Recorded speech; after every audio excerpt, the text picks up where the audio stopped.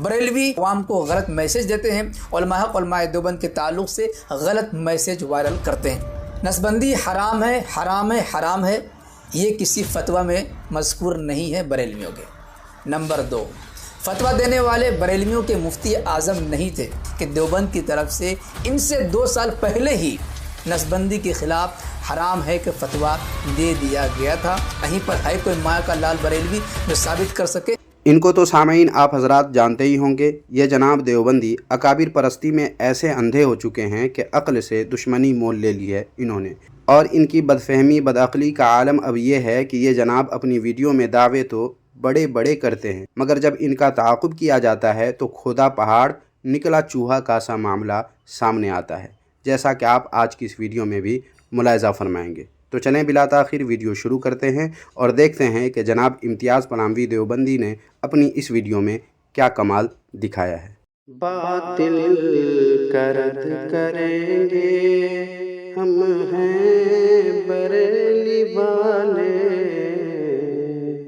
जनाब इम्तियाज़ पलामवी देवबंदी, सामाइन यहाँ जनाब का मतलब वो नहीं जो आप समझ रहे हैं या जो मशहूर है, बल्कि देवबंदियों के यहाँ जनाब का मतलब होता है जाहिल, नादान, अहमक और बेवकूफ़। जैसा कि आप मलफूज़ात फ़क़ीहुल उम्मत के इस स्कैन में, जो कि देवबंदियों ही की किताब है, इसमें लिखा हुआ देख सकते हैं। तो मैं अर्ज़ ये कर रहा था कि जनाब इम्तियाज़ पलामवी देवबंदी अपनी इस वीडियो के बारे में क्या कहते हैं, पहले वो मुलाहिज़ा फरमा लें।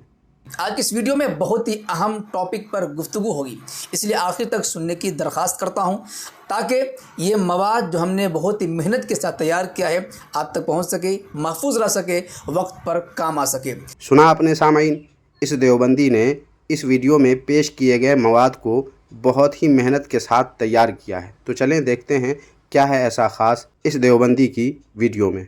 बरेलवी झूठी बातें बयान करके आवाम को उलझन में डालते हैं, आवाम को गलत मैसेज देते हैं, उलमा हक़ उलमा देवबंद के ताल्लुक़ से गलत मैसेज वायरल करते हैं। जनाब इम्तियाज़ पलामवी, ये आपका बहतान है हम सुन्नियों पर, क्योंकि आप लोगों की हकीकत ये है, आप देवबंदियों की हकीकत ये है कि पहले तो आप लोग कांड करते हैं और मौका का फ़ायदा उठाकर मज़े लेते हैं, लेकिन जब आप लोगों के उस कांड की तशहीर होती है और लोग आप लोगों पर थू थू करते हैं, तो आप लोग उल्टी सीधी बातें करके ख़ुद गलत मैसेज आवाम को देते हैं, उन्हें उलझन में डालते हैं और झूठ का सहारा लेकर लोगों को धोखा देने की बार बार नाकाम कोशिश करते हैं और बड़ी चालाकी से सारा इल्ज़ाम अपने मुखालिफ पर लगा देते हैं, जिसका बारहा तजर्बा भी हुआ है और जिस पर कई बार दलीलें भी दी जा चुकी हैं। इसलिए आप बेसोचे समझे इस तरह झूठ और इल्ज़ाम तराशी न किया करें। सबसे पहले आप इस वीडियो को सुन लीजिए। जिसे नसबंदी कहा जाता है, इसमें यह होता है कि जिस आदमी के भी 2 बच्चे होते हैं उसे नसबंदी करवाना मैंडेटरी था, लेकिन उस वक्त की हुकूमत ये बखूबी जानती थी कि मुसलमान इस चीज़ की हिमायत बिल्कुल भी नहीं करेंगे। सो उन्होंने क्या किया, उस वक्त के कुछ खुद को मुसलमान कहने वाले लोगों से राब्ता किया, ये कहकर कि आप नसबंदी के हिमायत में फतवा दीजिए। जैसे ही ये बात देवबंद पहुंची तो देवबंद के बहुत बड़े मौलाना कारी तैयब कासमी ने इसकी हिमायत में फतवा दे दिया। लेकिन अल्लाह की कसम में कुर्बान जाऊँ हम सुन्नियों की किस्मत के ऊपर, उस वक्त के गौस हम शबीर गौस आज़म सरकार मुफ्ती आज़म हिंद रज़ी अल्लाह तआला अन्हु मौजूद थे। जैसे ये बात आप तक पहुंची कि आप इसकी हिमायत में फतवा दीजिए, आपने अपना कलम उठाया और फतवा लिखा और उसमें आपने ये लिखा कि नसबंदी कराना हराम है, हराम है, हराम है। इस मुख्तसर वीडियो को बुनियाद बनाकर जनाब इम्तियाज़ पलामवी देवबंदी ने तबसरा करने के बाद जो कहा वो समाअत फरमाएं। एक फतवा दिखाया जाता है बरेलवियों की तरफ से, जैसा कि इस वीडियो में तज़किरा किया गया। मुस्तफ़ा रज़ा खान जो बरेली मज़हब के आला हज़रत के साहबजादे थे और इनके मज़हब के मुताबिक मुफ्ती आज़म हिंद के लक़ब से जाने जाते हैं, उनके नाम से एक फतवे को खूब बढ़ावा दिया जाता है कि देखो उस ज़माने में जब कोई सरकार के खिलाफ बोलने की हिम्मत नहीं करता था, लेकिन सरकार मुफ्ती आज़म ने ऐसा फतवा दिया, गरजदार अंदाज में कहा और 3 मरतबा कहा हराम है, हराम है, हराम है। उसके बाद फिर उलमा देवबंद की तरफ मंसूब किया गया कि दारुल देवबंद के मोहतमिम कारी मोहम्मद तैयब साहब रहमतुल्लाहि अलैह ने सरकार की हिमायत में बयान दिया और नसबंदी के हक़ में फतवा दिया वगैरह ज़ालिक। फिर इसके बाद सामाईन व नाज़रीन इम्तियाज़ पलामवी ने क्या क्या कमाल किया है वो इख्तिसारन बता रहा हूँ, क्योंकि इसकी वीडियो 25 मिनट से ज़्यादा की है।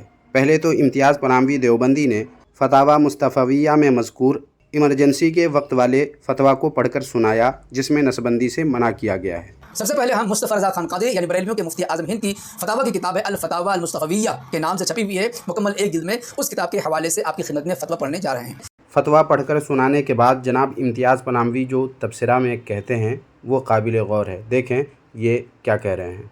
तो दोस्तों आपने देखा बरेलियों के मुफ्ती आज़म हिंद के फतावा मुस्तफ़विया के हवाले से, इसमें कहीं पर हराम है, हराम है, हराम है नहीं लिखा गया। सामाइन बात सही है, 3 दफ़ा हराम है, हराम है, हराम है یہ اس فتویٰ میں لکھا ہوا نہیں ہے، لیکن علماء کرام اپنی تحریر و تقریر میں 3 دفعہ جو یہ جملہ استعمال کرتے ہیں تو ممکن ہے کہ حضور مفتی اعظم ہند رحمۃ اللہ علیہ اپنے بیان میں ایسا ارشاد فرمایا ہو، اس لیے علماء کرام اس جملہ کو بیان کرتے ہیں۔ لیکن اگر دیوبندی پھر بھی اس پر اعتراض کرتے ہیں تو جواب ان کے گھر ہی سے یہاں دے دیتا ہوں، جس کے لیے پیش ہے یہ کتاب جس کا نام ہے عبید اللہ سندھی اور ان کے چند معاصر۔ اس کے صفحہ نمبر 170 پر دیکھیں، لکھا ہوا ہے، جیسا کہ آپ خود بھی پڑھ سکتے ہیں، کہ تقریروں میں حشو و زوائد کا پایا جانا عین ممکن ہے جو چنداں قابل گرفت نہیں۔ مطلب اس قسم کی باتیں تقریروں میں پائی جاتی ہیں، ممکن ہے یہ، اور یہ قابل گرفت بھی نہیں ہے۔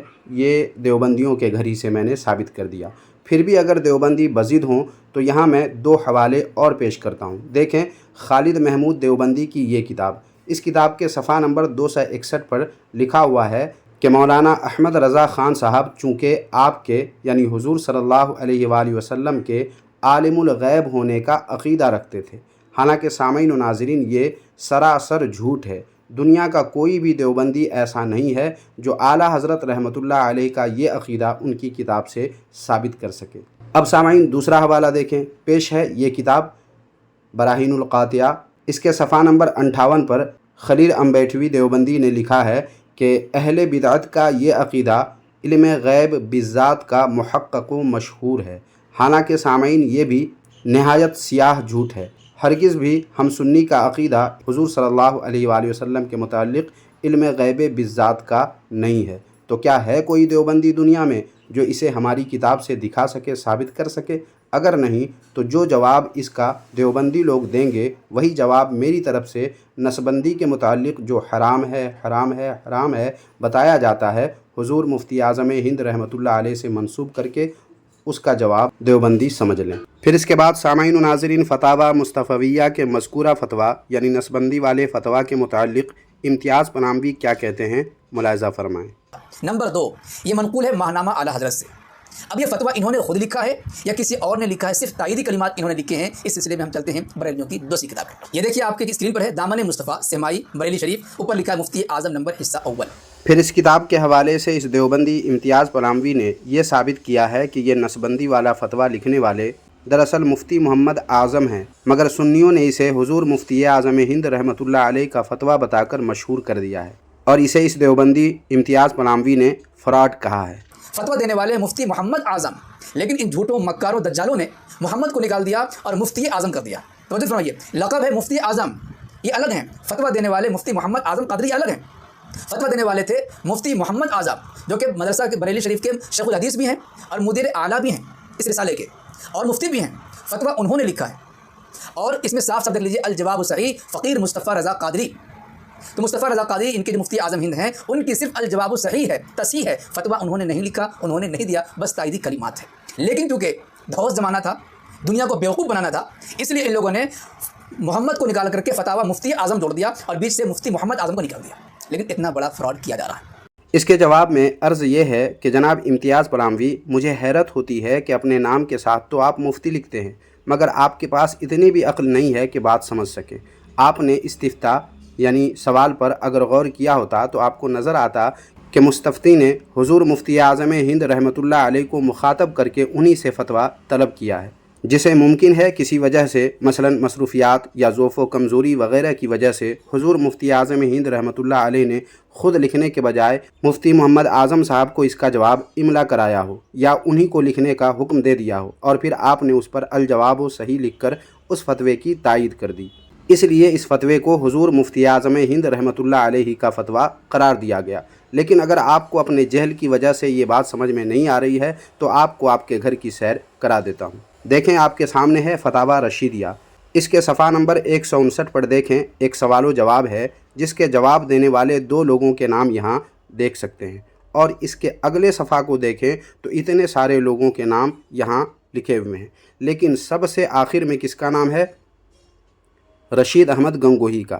رشید احمد گنگوہی نے الجواب صحیح لاسٹ میں لکھ کر، اخیر میں لکھ کر اس فتویٰ کو اپنے نام کر لیا، یا یوں کہیں کہ سب سے لاسٹ میں رشید احمد گنگوہی نے الجواب صحیح لکھا اور اس فتوے کو دیوبندیوں نے رشید احمد گنگوہی کا فتویٰ قرار دے دیا۔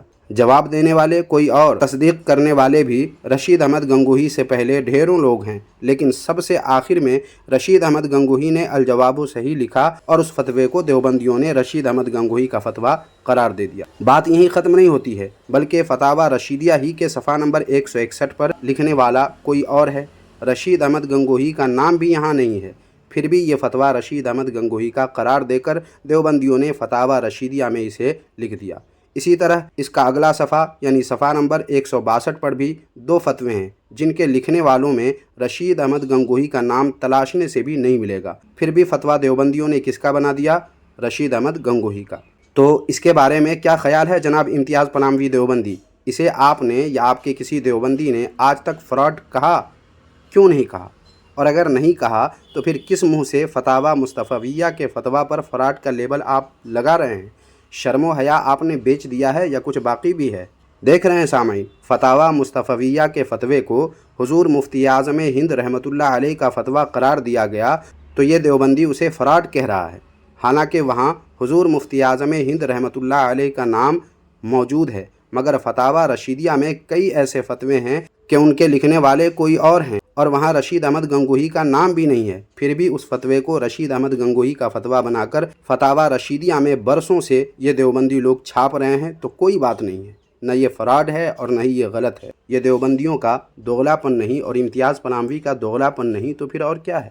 یہ اگلا رسالہ ہے ماہنامہ استقامت کانپور کا تاریخی مفتی اعظم نمبر مئی 1983، آن لائن پیشکش تاج الشریعہ فاؤنڈیشن۔ اس کا صفحہ نمبر ہے 473۔ حضرت مولانا ساجد علی خان صاحب نے نسبندی کے زمانے قیامت خیز میں جبکہ زبان و قلم پر تالے لگا دیے گئے تھے، ہر شخص لرزاں و ترساں نظر آتا تھا، اس زمانے میں اس مرد مجاہد نے بلا خوف و خطر کلمۃ الحق عند سلطان الجائر جہاد پر عمل کرتے ہوئے فتویٰ شائع کر دیا کہ نسبندی حرام ہے، حرام ہے، حرام ہے۔ یہاں پر 3 مرتبہ لکھا ہوا ایک رسالے کے اندر حرام ہے، حرام ہے، حرام ہے، لیکن آپ نے دو کتابوں کے حوالے سے فتویٰ سنا، کہیں پر بھی حرام ہے، حرام ہے، حرام ہے، لفظ حرام کا ہی ذکر نہیں ہے، چہ جائے وہ 3 مرتبہ۔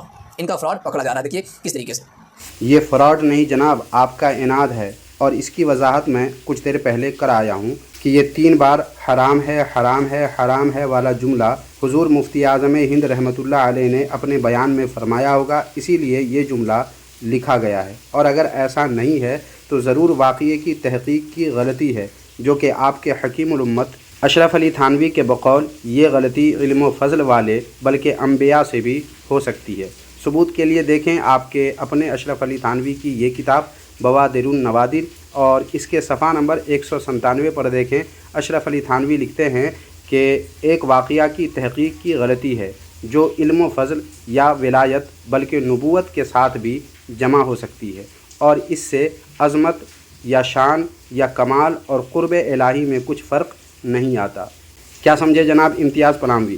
اصل فتویٰ میں حرام ہے، حرام ہے، حرام ہے نہ ہونے کے باوجود علماء کرام کا اپنی تحریر و تقریر میں یہ جملہ لکھنا یا کہنا حشو و زوائد کی وجہ سے ہو سکتا ہے یا واقعے کی تحقیق کی غلطی سے، اور دونوں آپ کے اپنے گھر کے اصولوں سے قابل گرفت نہیں کہ یہ غلطی بقول آپ کے اشرف علی تھانوی کے اہل علم کے علاوہ ولی بلکہ نبی سے بھی ہو سکتی ہے، لہٰذا آپ کا یوں فراڈ کہنا اور اپنی اناد کا اظہار کرنا دراصل آپ کے اپنے اکابر کی تعلیمات سے بے خبری اور ناواقفی کا اعلان کر رہا ہے، جس پر آپ کو ضرور غور کرنا چاہیے۔ اب سامعین، استقامت ہی کے حوالے سے جناب امتیاز پلاموی دیوبندی کیا کہہ رہے ہیں اور کیسے اپنے قاری طیب قاسمی کو بچانے کی ناکام کوشش کر رہے ہیں، یہ ملاحظہ فرمائیں۔ دیکھیں ماہنامہ استقامت کانپور کا تاریخی مفتی اعظم نمبر جس کے حوالے سے ہم نے گفتگو کی، اسی کتاب کے صفحہ نمبر 472۔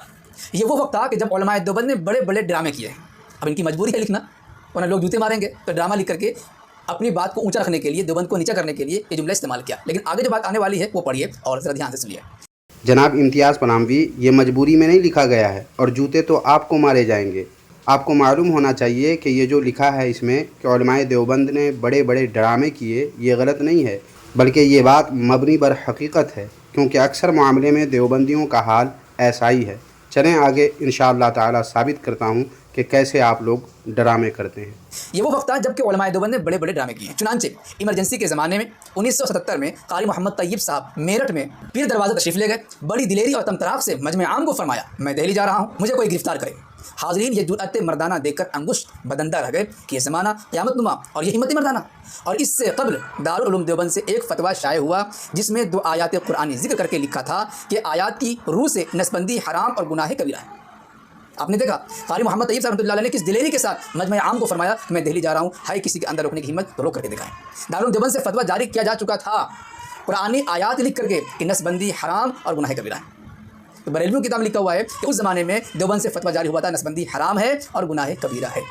جناب امتیاز پلاموی دیوبندی، یہی تو ڈرامہ ہے آپ کے قاری طیب کا کہ ایسی بات کر کے ڈرامے دکھا رہے ہیں، کیونکہ ان کو پتہ تھا کہ حکومت وقت میرا کچھ نہیں بگاڑے گی، کیونکہ وہ تو اس کے اشارے پہ کام کرنے والا ہے یا کر چکا ہے، پھر ڈر کس کا؟ اسی لیے اس نے اس طرح ڈرامے بازی کی۔ اور دارالعلوم دیوبند سے فتویٰ نسبندی کے حرام ہونے پر دیا گیا، اس سے انکار کس نے کیا ہے؟ دیوبندی کی یہی تو پالیسی ہے جس کو لوگ سمجھتے نہیں ہیں کہ جب جیسا تب تیسا بن کر اپنا کام نکالو اور دنیا کو الو بناؤ، بیوقوف بنا کر مزے اڑاتے رہو۔ دارالعلوم دیوبند سے فتویٰ دیا نسبندی کے حرام ہونے کا، لیکن قاری طیب نے کیا کیا؟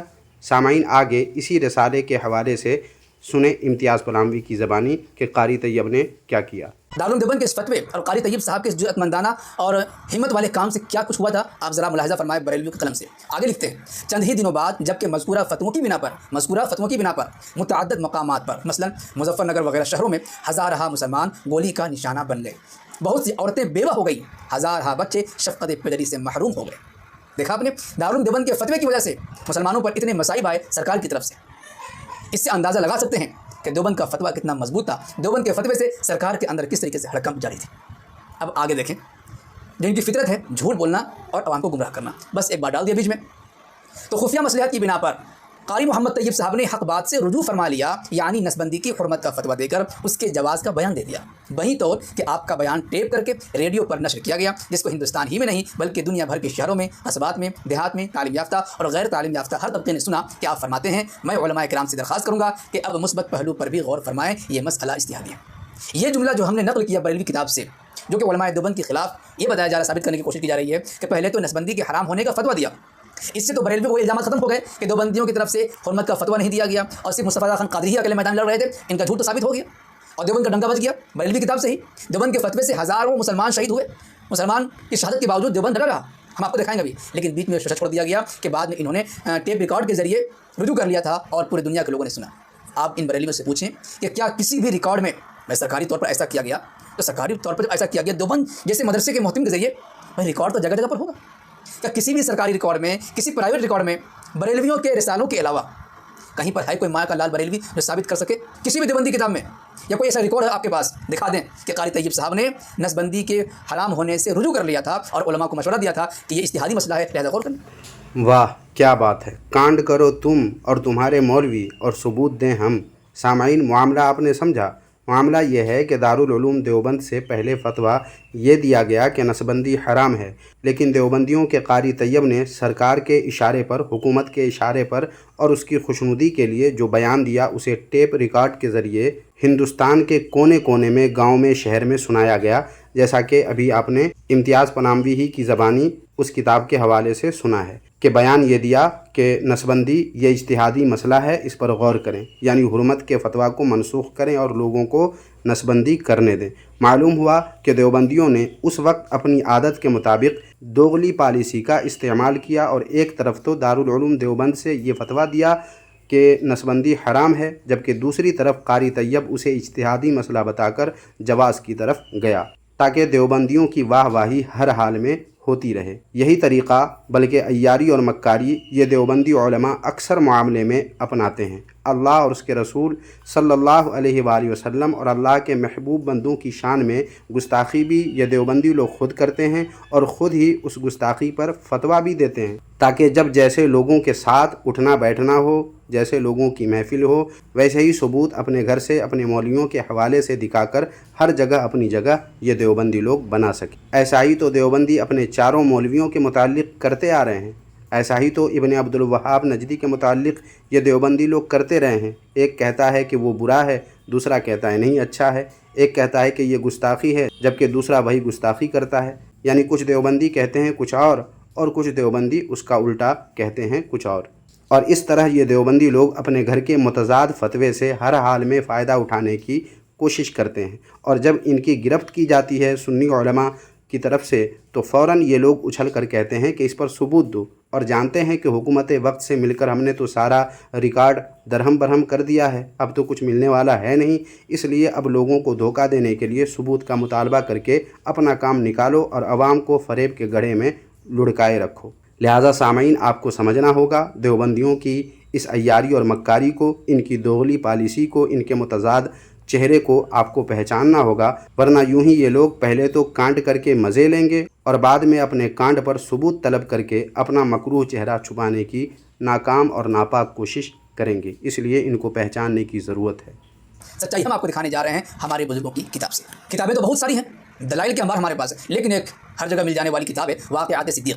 حضرت مولانا سید قاری صدیق صاحب باندھوی رحمۃ اللہ علیہ کے واقعات پر مشتمل یہ کتاب ہے۔ اس کتاب کے صفحہ نمبر 228 میں عنوان ہے ایمانی جرأت و بے باکی کے واقعات۔ اس میں اسی ایمرجنسی کے زمانے کے واقعات نقل کیے گئے۔ ایمرجنسی کے زمانے میں نسبندی کا ہنگامہ چل رہا تھا، جواز کے فتوے کے لیے بڑے بڑے علماء پر اندرا گاندھی کی طرف سے دباؤ ڈالا جا رہا تھا۔ اس زمانے میں حضرت والا باندہ شہر کی جامع مسجد میں معتکف ہو گئے، اعتکاف میں بیٹھ گئے۔ علاقے میں حضرت والا کی گرفتاری کی افواہ اڑ رہی تھی، مسلم و غیر مسلم گاؤں دیہات سے بھی آ کر بھیڑ لگا رہے تھے۔ اندرا گاندھی نے وزیر اعلیٰ اتر پردیش کو حکم دیا تھا، اور وزیر اعلیٰ نے کانپور کے اعلیٰ آفیسر کو حکم دیا تھا کہ از خود جا کر بابا جی قاری صاحب کو کہا جاتا تھا، بابا جی سے زبانی و تحریری جواز کا فتویٰ حاصل کرنے سرکار نے بھیجا تھا۔ دیکھ لیجیے آپ پاور۔ چنانچہ کانپور سے اعلیٰ سرکاری عملہ سینکڑوں کی تعداد میں 10 گاڑی میں باندہ پہنچ گیا، اور باندہ کلیکٹر ڈی ایم وغیرہ کو ساتھ لے کر باندہ کی جامع مسجد میں پہنچ گئے۔ چند بڑے بڑے آفیسر گفتگو کے لیے مسجد کے اندر داخل ہو گئے۔ حضرت والا سے سوال کیا کہ نسبندی کے بارے میں آپ کیا کہتے ہیں؟ حضرت نے فرمایا کہ حضرت مولانا علی میاں صاحب، حضرت مولانا قاری محمد طیب صاحب محترم دارالعلوم دیوبند، حضرت مولانا محمد زکریا صاحب شیخ الحدیث جامعہ مظاہر العلوم سہارنپور، اور حضرت مولانا اسعد اللہ صاحب ناظم مظاہر العلوم سہارنپور حضرات میرے بڑے ہیں۔ یہ لوگ جو کہتے ہیں میں بھی وہی کہتا ہوں۔ اس میں قاری طیب صاحب کا نام آپ دیکھ سکتے ہیں۔ قاری طیب صاحب کا بھی وہی موقف تھا جو دیگر علماء کا موقف تھا کہ نسبندی حرام ہے، حرام ہے۔ اسی کتاب کے صفحہ نمبر 229 اگلے صفحے میں دیکھیں۔ اسی سلسلے میں شیخ الحدیث حضرت مولانا محمد یونس صاحب جونپوری رحمۃ اللہ علیہ جو مظاہر العلوم کے شیخ الحدیث تھے، دوران درس حضرت والا باندھوی کی حمیت دینی بے باکی حق گوئی کا تذکرہ کرتے ہوئے فرمایا کہ جب فیملی پلاننگ کا زور چل رہا تھا، کلیکٹر وغیرہ نے حضرت کے پاس حاضر ہو کر رائے معلوم کرنے پر اصرار کیا، تو اب آیا حضرت کو سادات کا غصہ، فرمایا لکھو حرام ہے، حرام ہے، حرام ہے۔ 3 مرتبہ حرام ہے، حرام ہے، حرام ہے، یہ ہمارے بزرگوں نے کہا تھا۔ آپ نے دیکھ لیا جی۔ تو سامعین سنا آپ نے، انہوں نے اپنے گھر کی کتاب سے اپنے علماء کے متعلق یہ بتایا کہ نسبندی کے حرام ہونے کا فتویٰ دیا اور ان کے موقف کے متعلق بتایا۔ اب میں امتیاز پناموی سے پوچھتا ہوں کہ جن جن مولویوں کے نام آپ کے صدیق باندھوی نے لیا ہے، ان کے متعلق آپ تحریر دکھائیں کہ انہوں نے کہاں اور کب نسبندی کے حرام ہونے پر فتویٰ دیا۔ آخر ان کی کوئی تحریر ہوگی نا، وہ تحریر آپ پیش کریں۔ بالخصوص آپ کے قاری طیب نے کب اور کہاں یہ فتویٰ دیا اور یہ فتویٰ کہاں ہے، یہ آپ پیش کریں۔ نیز حرام ہے، حرام ہے، حرام ہے جو اپنے گھر کی کتاب میں آپ نے دکھا کر یہ ڈینگ ماری ہے کہ ہمارے مولوی نے ایسا کہا ہے، تو چونکہ اس میں لکھنے کا ذکر ہے تو بتائیں کہاں یہ لکھنے کے لیے کہا کہ نسبندی حرام ہے، حرام ہے، حرام ہے، اور وہ تحریر جس پر یہ لکھا گیا وہ تحریر کہاں ہے، آپ پیش کریں۔